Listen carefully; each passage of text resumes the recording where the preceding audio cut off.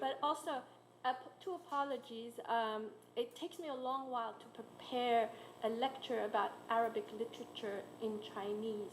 And I have a feeling it's because as a multilingual, as someone who's practiced, right, in English-speaking world, English remains a most comfortable language for me outside of Arabic to speak about Arabic literature.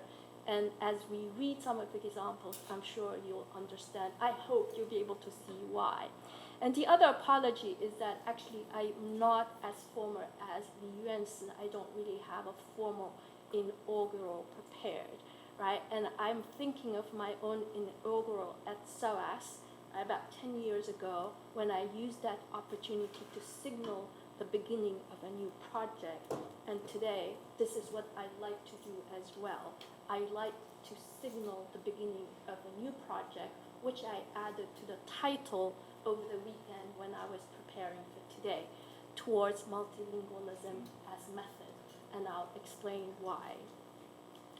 So the other challenge that I always face when speaking in Taiwan about Arabic literature is that I'm not able to predict what my audience know and how much they know about Arabic literature, and as a result, all my lectures have to include a large element of introduction. And more often than not, I'm not able to get to the part about the work that I actually do, which is theory. I mean, my work, even though my title is Professor of Arabic and Comparative Literature, but my work is actually theory. I'm a theorist, and I think about thinking. So what kind of impact, what kind of consequences does the way we think about how we, let's say, study literature, do comparative literature, but more importantly, speak about comparative literature. So my work today is actually, the work I would like to be able to share with you today is the kind of thinking, struggling, right? How do we think about multilingualism as method and locating this method in reception in how we read rather than in literature itself. So we talk about a lot about literary multilingualism. We think we know what it is, but when we speak about it, we tend to look at it from a monolingual perspective. So one thing that I want to be able to say before I even proceed is that conceptual categories, there are many conceptual categories that inform how we do. We have periodization, Tang Dynasty, Ming Dynasty, Qing Dynasty. We now today have nation state, right? We also have regional categories, right? Middle East, Near East, Far East, Mediterranean, and more recently, we have the nation state as a conceptual category with geographical, temporal, but also lingual borders, ethnic borders, and so on and so forth. And these categories, as important as they are in allowing us to speak clearly about what we want to say, they also impose a lot of restrictions. So today's examples then will allow us to show the kind of sort of like restrictions these conceptual categories impose on us. Right, so what I hope to be able to show today on this sort of on this occasion, I'm interested in whether multilingualism as method will help us break down the borders of knowledge traditions, not necessarily just literary tradition, and allow us to see hitherto invisible, direct or mediated connections between past and present in Arabic cultural and literary context. So this is really more about Arabic, ancient past and present, and what happened in the middle period today, right? And the Chinese will be somewhat in the background, but I won't have an opportunity to talk about Arabic and Chinese comparative literature. So my case study is the appearance or reappearance of ancient Near and Middle Eastern mythology in modern Arabic literature. I focus on the Tammuz myth. Tammuz, right here, which means the month of July in the Middle East, is also the god of fertility. He is Adonis in Greek mythology, Dumuzid in Sumerian, and Osiris in ancient Egyptian.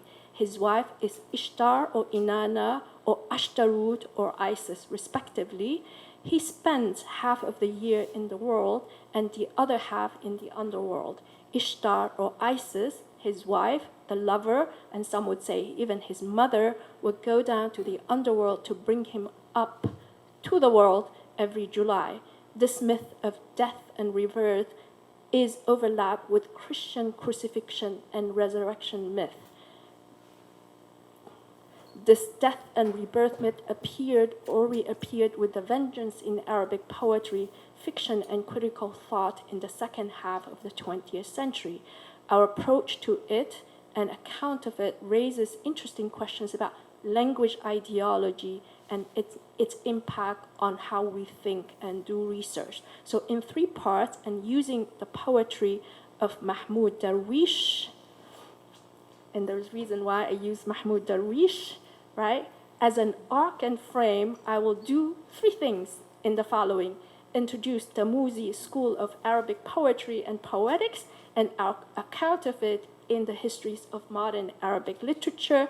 But of course, I am relying on Orientalism, referring to Orientalism and the afterlife of Orientalism in Arabic critical studies as well.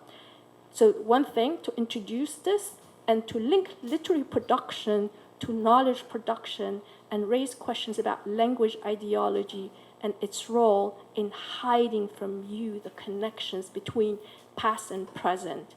And then together, I'll raise some questions, and hopefully you'll all help me think about how multilingualism can be a way forward for not just literary studies and comparative literature, but also generally cultural studies as well. So part 1.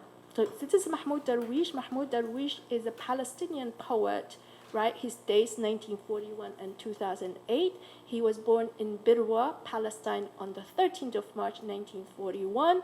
And during the establishment of the State of Israel in 1948, he and his family moved to the south of Lebanon to seek refuge there. And during that time, his village, his home village, Al-Birwa, was razed and destroyed. So it doesn't exist anymore. This village doesn't exist anymore. So what the family did was return to Palestine and Israel in 1949. They managed to cross the border, and you can see the map on top there, back to Palestine, only to find themselves not only homeless, but also stateless. Then he lived in occupied Palestine or Israel. I hope I'm not coming across as anti-Semitic here. He lived in occupied Palestine or Israel since 1949, but he left for the USSR. At the time there was USSR. In 1972, migrate to Lebanon, Egypt, then back to Lebanon and Tunis, only to settle in Paris. So I think he was in Lebanon or Cairo by 1973. So he died, right? So you can see the trajectory. He died on 9th of August 2004 in Houston, Texas, after heart surgery, right? And he is, of course, considered the national poet of Palestine or Palestinians, depending on your political ideology. Okay, so I'm going to make a quotation, right? Read a quotation from, right, his famous book, Memory for Forgetfulness, beautifully translated by Ibrahim Muhawi, and his name is hidden by this thing, whatever that is, right? And this is really his memoir of one day, right, during the Israeli bombing of Beirut in 1982. But actually, I think what he said, right, this is a translation, doesn't reflect very well. He said, time, Beirut, place 1982. So he's reversing these categories. So I'm going to, so this was, right, on the last days of the Palestinian state in Beirut and the PLO in Beirut, and after that, after that, the sort of the Palestinians, he himself and the PLO would move from Lebanon to Tunisia, Tunis, in North Africa. 这里听不见吗？上面那个怎么关掉？没有啊。取消静音。取消静音。可以。OK， 那这个还是要。OK， 这样可以吧 ？OK。还有跑出来了，这样可以 ？OK。All right. So let's read the poem together. Wait a second. All right. So I've highlighted in blue parts that we will link to other poems that I will read later. I'm sorry, this is in English, and in Arabic sounds so much better, but I won't read it in Arabic. There'll be examples that I'll read in Arabic so you get the sense of what Arabic sounds like. Out of one dream, another dream is born. Are you well? I mean, are you alive? How did you know I was just this moment laying my head on your knee to sleep? Because you woke me up when you stirred in my belly, right? I knew then I was your coffin, right? Are you alive? Can you hear me? Does it happen much that you are awakened from one dream by another, itself the interpretation of the dream? Here it is, happening to you and to me. Are you alive? Almost. And have the devils cast their spell on you? I don't know, but in time there's room for death. Don't die completely. I'll try not to. Don't die at all. I'll try not to. Tell me, when did it happen? I mean, when did we meet? 13 years ago. This is referring to Mahmoud Darwish's residence in Beirut. Did we meet often? Twice. Once in the rain and once again in the rain. The third time we didn't meet at all. I went away and forgot you. A while ago I remembered I'd forgotten you. I was dreaming. That also happens to me. I too was dreaming. I had your phone number from a Swedish friend who'd met you in Beirut. I wish you good night. Don't forget not to die. I still want you, and when you come back to life, I want you to call me. How the time flies, 13 years. No, it all happened last night. Good night. How do we read this poem? If we take our starting point, Mahmoud Darwish's departure from Beirut and the removal of Palestine, the nation-state, within Lebanon, the nation-state, we may arguably read the poem as an expression of both personal and national loss. Palestine could organize politically and almost become a nation-state within another nation-state from the 1960s to 1982, much from the perspective of imminent departure, a dream. The second dream, born out of the first dream, may be read as Darwish's hope for a positive future for the PLO and Palestinians in Tunis. Darwish seems to express the Palestinian resistance of defiance. You can throw us out of Beirut into the sea, but we will not die completely. By the time we arrive in Tunis, we'll be reborn because, right, from the poem, because you woke me up when you stirred in my belly. I knew then I was your coffin. We're looking at the simultaneous death and rebirth. For those of us who schooled in modern Arabic literary, poetry, and discourses on modernist Arabic poetics in academic research and literary criticism are immediately reminded of Darwish's link to the Tammuzi school of modernist Arabic poetry and poetics that started in Iraq and spread like wildfire in the Eastern Mediterranean Arabic-speaking world. So here, right, and sort of like, if I can show you two poems, right, which I cannot read on screen, right, from sort of the earlier collection, 1960s collection from Mahmoud Darwish's on poetry, Lover from Palestine, and his predecessor's poem, The Rain Song, you can see some of the overlap between the two, right, and overlap between the poem that we have just read. So from Lover from Palestine, your eyes are a thorn in my heart, inflicting pain, yet I cherish that thorn and shield it from the wind. I sheathe it with my flesh, I sheathe it, protected it from night and agony. and its wound lights the lanterns. Its tomorrow makes my present dearer to me than my soul. And soon I forget as eye meets eye that once behind the doors there were two of us. Take me wherever you are. Take me however you are, to be restored to the warmth of face and body, to the light of heart and eye, to the salt of bread and song, to the taste of earth and homeland. Shelter me in the warmth of your gaze. Take me a pan of almost wood in the cottage of sorrows. Take me a verse from the book of my tragedy. Take me a plaything or a stone from the house, so that our next generation may recall the path of our return to our home. So departure implicitly includes return as well, and the womb of the mother is the homeland, and it's also the place of shelter and protection, right? And it will revive, like Ishtar, the homeland, the love for the homeland, the love of Ishtar will revive him and lead to rebirth.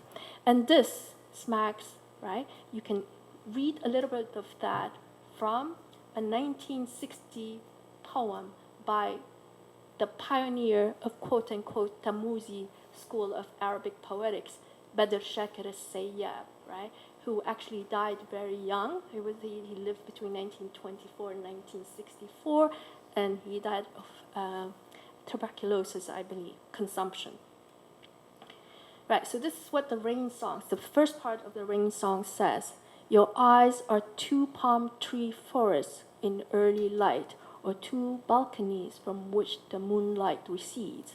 When they smile, your eyes, the vines put forth their leaves, and lights dance like moons in a river, rippled by the blade of an oar at break of day, as if stars were throbbing in the depth of them, and they drown in a mist of sorrow translucent, like the sea stroked by the hand of nightfall. The warmth of winter is in it, the shudder of autumn, the warmth of winter, and death and birth, darkness and night. A sobbing flares up to tremble in my soul, and a savage elation embracing the sky. Frenzy of a child frightened by the moon. It is as if archways of mist drank the clouds, and drop by drop dissolve in the rain. As if children snickered in the vineyard bowers, the song of the rain rippled the silence of birds in the trees. Drip, drop the rain, drip, drop the rain.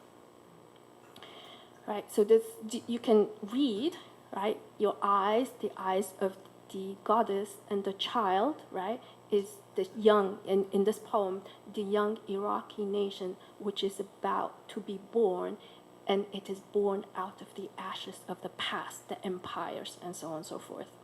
Right, so I would want to give you a taste of what it sounds like in Arabic. So on your left, which I'll read, is the poem, the beginning of the, left is the beginning of the poem by Badr Shakir al-Sayyab, and on your right is the beginning of the poem by Mahmoud Darwish. So I'll read from the right. So when I was organizing, my brain just went right and left, right? Arabic and English, they're not the same. عيونك شوكة في القلب توجعني وأعبدها وأحميها من الريح وأغمضها وراء الليل والأوجاع أغمضها فيشعل جرحها ضوء المصابيح ويجعل حاضري غدها أعز علي من روحي وأنسى بعد حين في لقاء العين بالعين بأن مرة كنا وراء الباب اثنين. 看不见，这是右边的，左边的。عيناك غابتا نخيل ساعة السحر أو شرفتان راح ينأى عنهما القمر. عيناك حين تبسمان تورق الكروم وترقص الأضواء كالأقمار في نهر يرجه المجداف وهنا ساعة السحر كأنما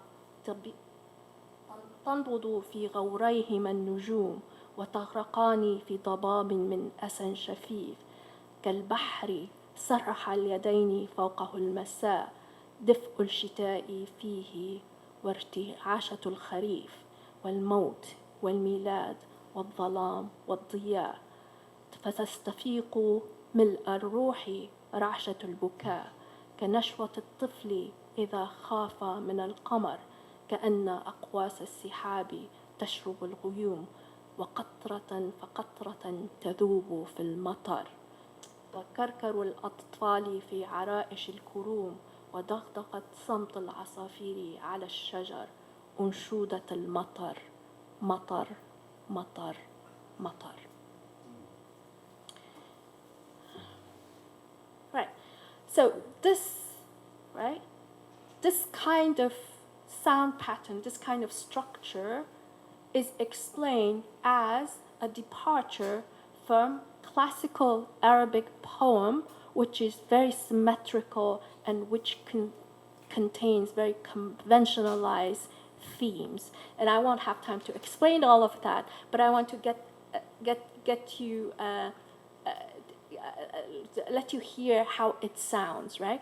And this is from the long poem or ode in classical Arabic poetry. Is probably from the 5th or 6th century by a poet called Imru al-Qais, right? And you can hear the difference. I'm not very good with rhythm. قفا نبكي من ذكرى حبيب ومنزلي, half of the line. بسقط اللوى بين الدخول فحوملي. So sound patterns are very different. فتوضح فالمقراط لم يعفو رسمها لما نسجتها من جنوب وشمال ترى بعر الأرامي في عرصاتها وقيعانها كأنه حب فلفل أني غداة البين يوم تحمل لدى سمرات الحي ناقف حنظلي وقوفا بها صحبي علي مطيهم يقولون لا تهلك أسا وتجملي وإن شفائي عبرة مهراقة فهل عند رسمي دارسي من معولي. This is a translation, right? Stop, oh my friends, let us pause to weep over the remembrance of my beloved. My beloved is the home, home. So there's affinity between past and present. Here was her abode on the edge of the sandy desert between Dakhul and Haumal. The traces of her encampment are not wholly obliterated even now, for when the south wind blows the sand over them, the north wind sweep it away. The courtyards and enclosures of the old home have become desolate. The dung of the wild deer lies there thick as the seeds of pepper. On the morning of our separation, it was as if I stood in the gardens of our tribe, amid the acacia shrubs, where my eyes were blinded with tears by the smart from the bursting pods of colocynth. As I lament thus in the place made desolate, my friends stopped their camels. They cried to me, do not die of grief, bear this sorrow patiently. Nay, the cure of my sorrow must come from the gushing tears. Yet is there any hope that this desolation can bring me solace? Right. So when sort of this poetry, right, this poetry, the beginning, and the departures from the classical is usually explained in the context of the emergence of Tammuzi school of poetry and poetics, right? And it is about the reappearance of Tammuz myth in modern Arabic poetry. And this myth at the time in the 20th century is traced to 3 English sources. The first one is a condensed version of the Golden Treasury of Song and Relics compiled by Francis Turner Palgrave, originally published in 1861 and expanded by Alfred Lord Tennyson 3 decades later, as well as C. Day Lewis in 1945. And of course, they probably, these sort of Arab poets, most likely didn't consult the whole, I think, 6-volume anthology, but they used an anthologized anthology, which they studied not in high school, but at the teacher's training school. Right? So this is right. And the other one, right, and from there, they trace the poetic influence to T.S. Eliot, especially The Wasteland, which was published in 1922, and the mythology is traced to James Fraser's 12-volume The Golden Bough. Right, the 12 volumes, translated in 1890, right, and the relevant section on Tammuz or Adonis was translated by Jabra Ibrahim Jabra in 1948 and was published in 1959. So we know that, by the time the first, let's say, this song, Rain Song 1960, right?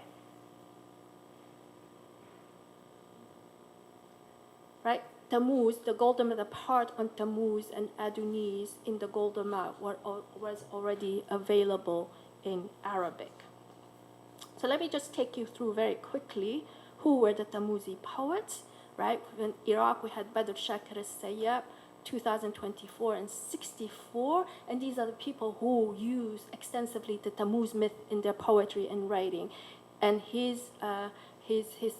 and the later poet Abdul Wahab al-Bayati, 1926 and 1999, and you can trace them back to the third decade of the 20th century. And in Syria, right, Adonis, born 1930, and he's still very alive. He lives in Paris, and he's now big.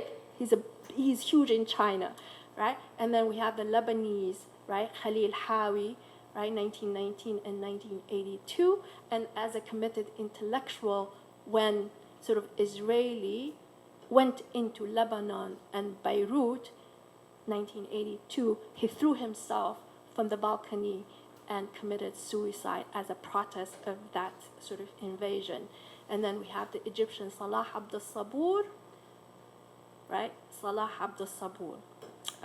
So both Fraser's Golden Bough and Jabra's Tammuz are very literary renditions of ancient mythology that have been collected from the biblical folklore in the Near and Middle East, and more specifically through circulation in Greek sources.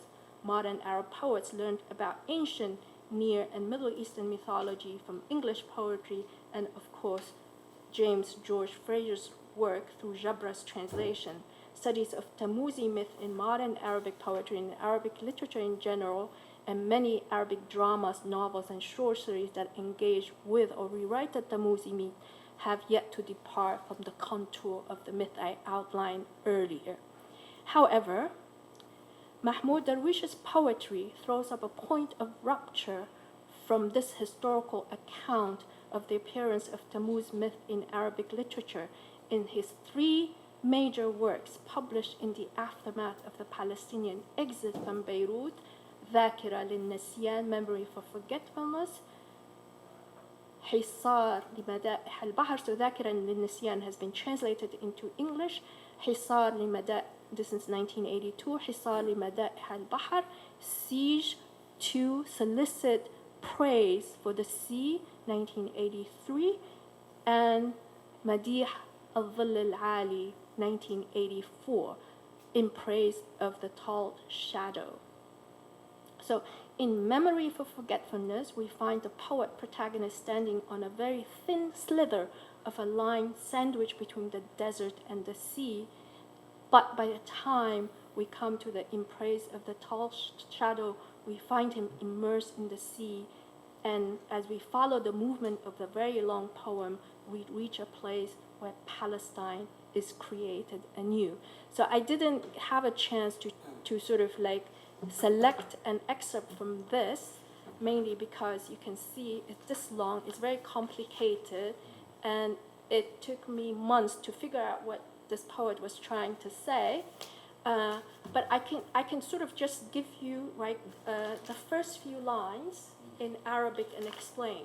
So start: بحر لأيلول الجديد، بحر للنشيد المر، بحر لمنتصف النهار، بحر لرايات الحمام، بحر للزمان المستعار. The first word is bahar. Sea for the new August, sea for the bitter song, C for the middle of the day, C for the flags of the doves, C for a borrowed time. So this is a complete immersion in the sea, right? So out of all the criticism, all the work that we have been doing on modernist Arabic poetics, Afnan Qasim is the only critic who has written a serious study of In Praise of the Tall Shadow. And he reads it as an epic of Palestinian exodus with focus on the overlap between the Palestinian nation in Mahmoud Darwish's body and how the movement leads to Jesus-like rebirth that brings with it a renewed harmony between the Palestinians and Darwish, and of course Arabs and the Palestinian. His social, cultural study offers themes, how they are organized, and the social relations that can be gleaned from the structure of the work, not the work's deep roots in Arabic knowledge tradition. My reading, however, took me to Babylonian creation myth that neither Fraser nor Jabra nor Al-Qasim mention. In Enuma Elish, also known as the 7 tablets of creation, everything originated with water, from the mixture of sweet water Apsu with salt water Tiamat. The gods arose. Apsu and Tiamat gave birth to Mumu, the tumult of the waves, and to Lahmu and Lahamu, a pair of gigantic serpents. In turn, these serpents produce Anshar, the heaven, and Kishar, the earthly world. And Enuma Elish tells also the stories of Marduk, the chief of gods of the city of Babylon, who defeats goddess Tiamat and brings order to chaos. So C is chaos. And 2, the creation of men and women to serve gods. Even though a substantial part of Enuma Elish has been preserved in Greek sources, the complete work only came to be known after the discovery of the clay tablets in cuneiform in 1849 and decipherment through the 19th and 20th century. This literature is available in Arabic, right, in the works by Arab academic and mythographer Firas al-Sawah. So this is his compilation of Arabic, sort of like in Arabic, of this rich history tradition of ancient and near mythology. That was just sort of like, and 2 of his works, مغامرة العقل الأولى, the adventure of the first adventure of our mind, and then Lughz Ishtar, the mystery of Ishtar, and Ishtar is the goddess of both fertility and war in Babylonian mythology, and these 2 works were as early as 1976 and 1985. I'm doing the very methodical academic work, right? But I think I'm going to sort of go against all this, right? So these can be traced, and what is in between is not very, very clear. All right. So it's not very clear. But here, and I'm going to make a statement, I'm not interested, right, in tracing Darwish's sources. I'm not interested in doing that. Rather, I am keener to observe 3 things.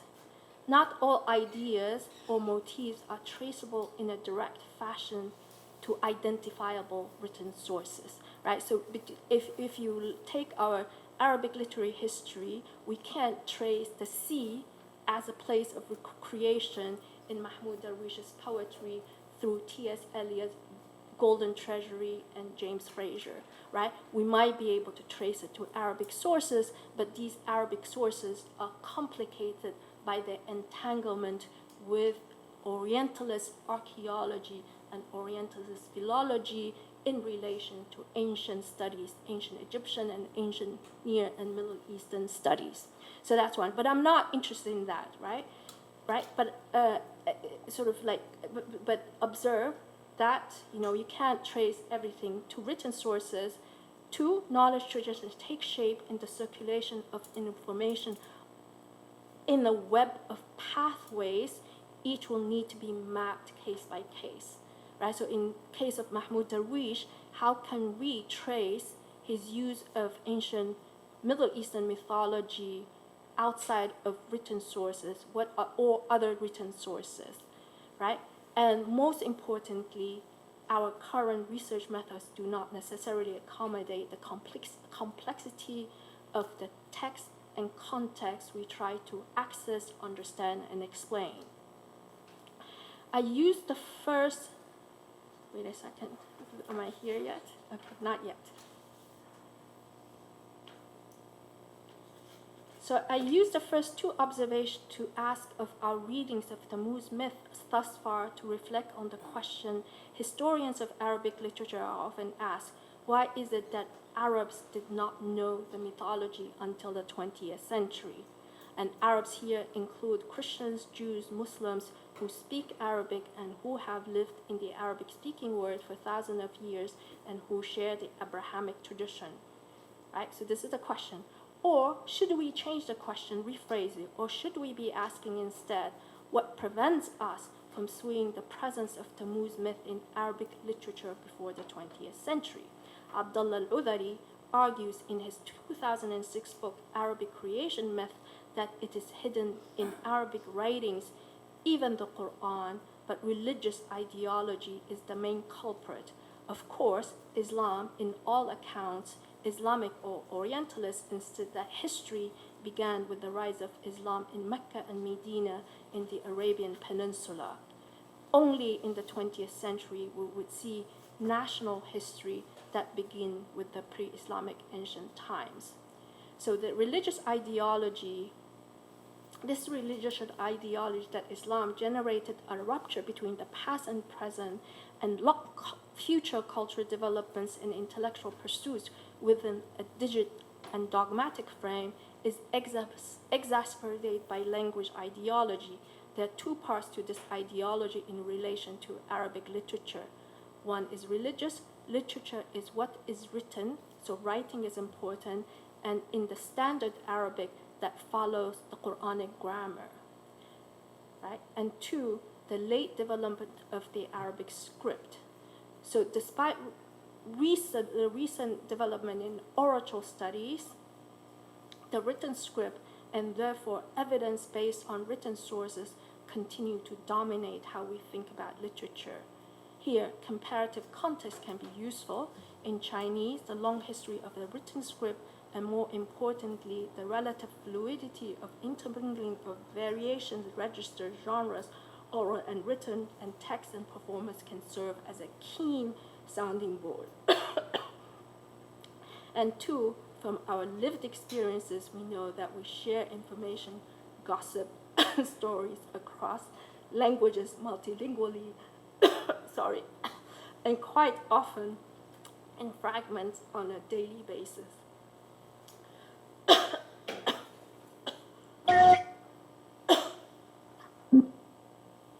So this is bus 29. For those of us, I don't know who's been to London. I live in London, and bus 29 is the bus that I take from home to SOAS when I have the time, from SOAS back to home. And it crosses a huge area of London from south to north. It's called the Green Lanes. It's very, very long.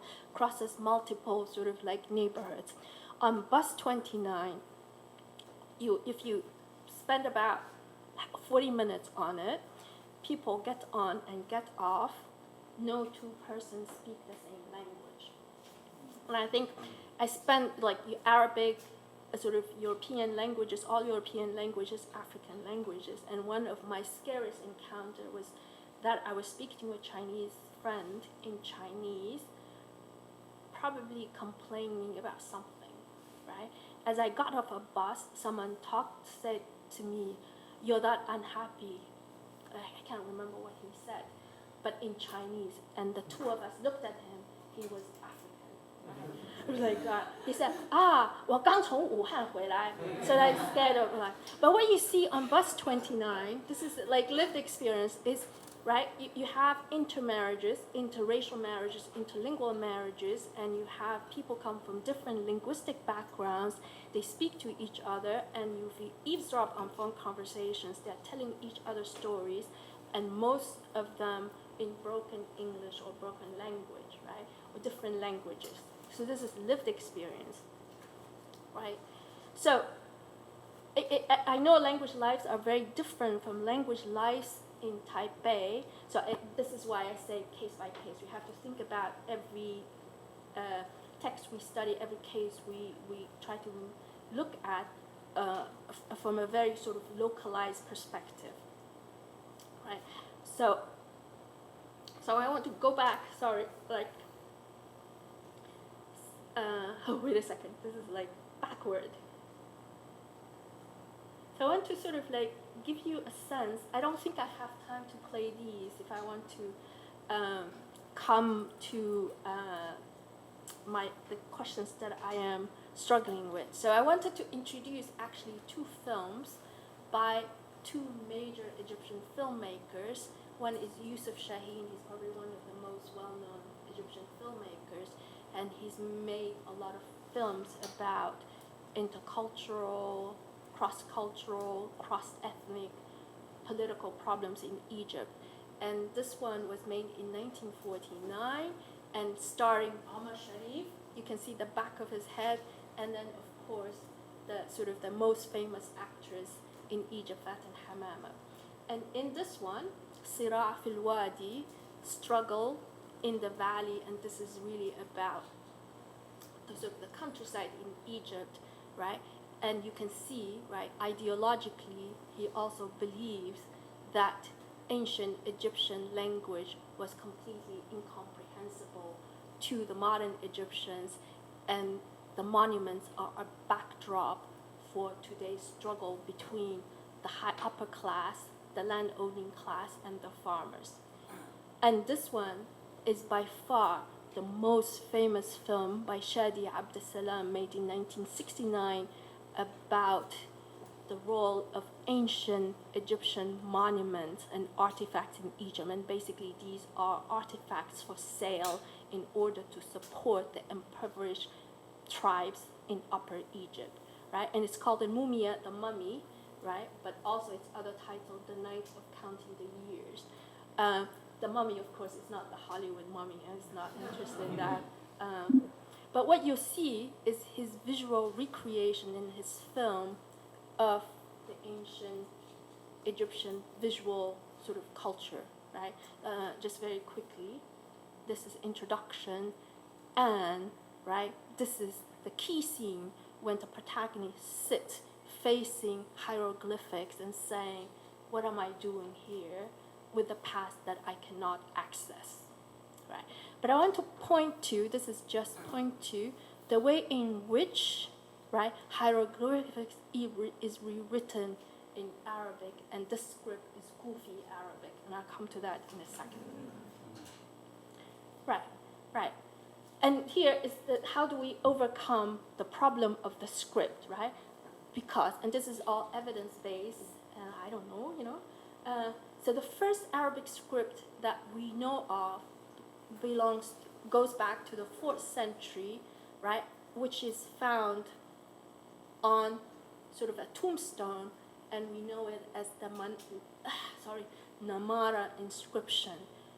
It was found in Syria, south of Damascus, but the language is Nabatean Aramaic, and I want you to remember Nabatean Aramaic, because Aramaic is a language used in the Middle East, and it was discovered in 1901, right? And this is a Kufic that takes back the first Arabic script, Kufic, and which is recreated in the film The Mummy, right? And now the script, cuneiform, right? Cuneiform. When was cuneiform? Cuneiform was a language that died, but it was revived, and it's not used, right? It was deciphered, right? Starting in the beginning of the 19th century, but the decipherment matured in 1830, and the cuneiform includes languages such as Akkadian, Sumerian, Hittite, and Old Persian, right? And these, right, would also include Aramaic, right? Cuneiform Aramaic is also written in cuneiform, right? And what happened to my ancient Egyptian? All right. right? Osiris, Ancient Egyptian, Decipherment of Ancient Egyptian by Jean-François Champollion, began in 1820, and it was based on this multilingual, right, Rosetta Stone, which is kept at the British Library, and they could, right, decipher hieroglyphic because of comparisons with Demotic, which is Coptic Egyptian, and then Greek. Right, so Coptic language, it was replaced by Arabic only after 13th century and between the 13th and 16th century. So this is where Coptic, Demotic, in the sort of Rosetta Stone was used in Egypt until then, right? In the past, right? Now, if we go back to cuneiform, Arabic and cuneiform, right? And cuneiform was used in the Middle East, and take a rough look at the kingdoms, Arab kingdoms in the Arabian Peninsula where Islam came from. So on your left, which is Eastern Mediterranean, you have the Ghassanid kingdom, and on your right, which is closer to Persia, where Old Persian was used, was a Lakhmid kingdom, and in the middle is called the Kinda kingdom. These are all 5th century, from where Imru al-Qais came from, and Imru al-Qais, the one of the ancient poet we read, is a king, right? One of the last kings of the Kinda kingdom, and of course, in the south is the Hadramaut or Yemeni kingdom. So they live in such close proximity. So why are we saying that they didn't know each other's languages? Okay, so Muslims and Arabs didn't know these languages, and in the historical sources, we have early attempts that go back to the 9th century. Dhunun al-Masri, who was Egyptian. Egyptian is because Egyptian is a modern designation of people in the past. Sufi saint versed in the Greek sciences, right? Philosophy, medicine, astrology, astronomy, and so on and so forth. And the other one, 11th, 10th century, Ibn Wahshiyya, who was a Greek scientist versed in the Greek tradition, right? But nowadays people say, no, Ibn Wahshiyya did not do it. Later scholars, or whoever historians, attributed to Ibn Wahshiyya, and it's called Ibn Wahshiyya, right? And this is a chart that is found in his manuscript, right? This one on your right, right? His attempt to decipher hieroglyphics, and you can see signs in hieroglyphs. Right beneath that, you have Arabic letters. Right, so now I think I'm going to end this with a set of questions. Given this, even though the fragment is evidence can be seen, we sort of like, would it be possible to think of oral exchanges, right, that escape written sources? And in the study of modern, we can do that, right? But in the classical, we can't, right? And even in the modern way, we read literary multilingualism. What we tend to do is read multilingualism monolingually. And I'll give you an example where you'll find that, right, in reference style. So there is a strict sequence. A strict sequence is imposed on references to quotations from and in a literary text, starting with the original, followed by translation to be mentioned in a chronological order. You have to do that, otherwise you don't get published, right? Right, you don't. So multilingualism is discussed as language encounters in a literary text. Each language is imagined as sovereign, right? The divide among disciplines, temporalities, and geographies remain, even though we think about literary multilingualism. And of course, in this case, in today's, the case that I hope I have shown is local knowledge traditions are ignored. And of course, I am addressing the issues in European, North American research and publishing traditions. I think I'll stop here, otherwise I run out of time. Thank you. Thank you so much.